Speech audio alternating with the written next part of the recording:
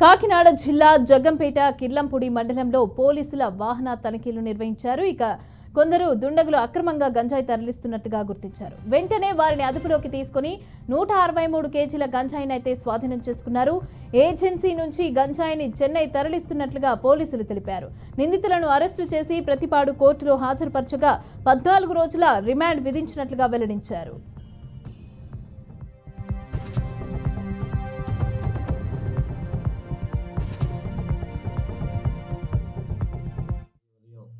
Vehicle check చేస్తుండగా national highway 16 సోమవారంలో Kirlampudi SI గారు మరియు ఆయన స్టాఫ్ 163 కేజీల గంజాయిని పట్టుకోవడం జరిగింది.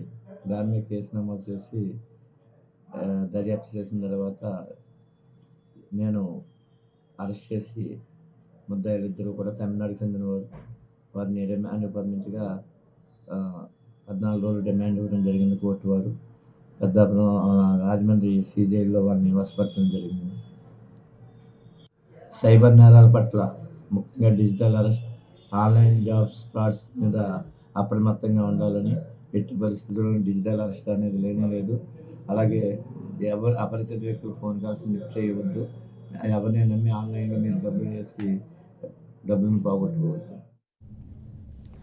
రెడ్డిగా అక్రమంగా గంజాయి తరలిస్తున్న వారిని అయితే పోలీసులు అయితే పట్టుకున్నారు. దీనికి సంబంధించిన పూర్తి డీటెయిల్స్ మా ప్రతినిధి నందిని అందిస్తారు. నందిని, చెప్పండి, జగ్గంపేటలో పోలీసులు అయితే వాహన తనిఖీలు చేసినట్టుగా తెలుస్తోంది.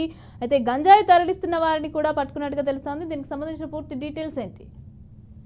గుడ్ ఆఫ్టర్నూన్ మమత. ఏదైతే కూటమి ప్రభుత్వం రాష్ట్ర వ్యాప్తంగా కూడా గంజాయిని పూర్తి స్థాయిలో నివారించేందుకైతే ముమ్మరంగా వీరిపై చర్యలు కూడా తీసుకుంటున్నట్లు తెలుస్తుంది. ఇటీవల కాలంలో అయితే ఎక్కడికెక్కడ చెక్ పోస్టులతో పాటు ఆయా నియోజకవర్గాల్లో కూడా అర్ధరాత్రులు కూడా దీనికి సంబంధించి కూడా తనిఖీలు కూడా నిర్వహిస్తున్నారు. ఈ నేపథ్యంలోనే కాకినాడ జిల్లా కిర్లంపూడి మండలం సోమవారం గ్రామ జాతీయ రహదారిపై అయితే సోమవారం వాహనాలు తనిఖీ చేస్తుండగా అటు రాజమండ్రి నుంచి వెళ్లే మహేంద్ర గూడ్స్ వాహనంలో అయితే అక్రమంగా గంజాయి తరలిస్తున్న గుర్తించి దానిలో కిర్లంపూడి ఎస్ఐ ఎవరైతే ఉన్నారో సతీష్ తన సిబ్బందితో అయితే ఆ తనిఖీలు నిర్వహించారు. ఈ తనిఖీల్లోనే ఆ వాహనంలో దాదాపుగా 163 కేజీల గంజాయిని అయితే ఉన్నట్టుగా గుర్తించారు. అయితే గంజాయిని అయితే స్వాధీనం చేసుకున్నారు. అయితే వెంటనే ఆ వాహనంలో ఉన్న ఇద్దరిని కూడా అదుపులోకి తీసుకున్నారు. అయితే ఈ గంజాయి ఎక్కడి నుంచి తీసుకొస్తున్నారో దీని మూల కారణం ఏంటనే దానిపై కూడా పోలీసులు పూర్తి స్థాయిలో దర్యాప్తు అయితే చేపడుతున్నారు. నిందితులను అయితే తమిళనాడుకు చెందిన రంగస్వామి, సత్యానందగా అలాగే గురుస్వామిని అరెస్ట్ చేసి వీళ్ళిద్దరిని కూడా ప్రతిపాడు పోలీస్ స్టేషన్ కి అయితే తరలించారు.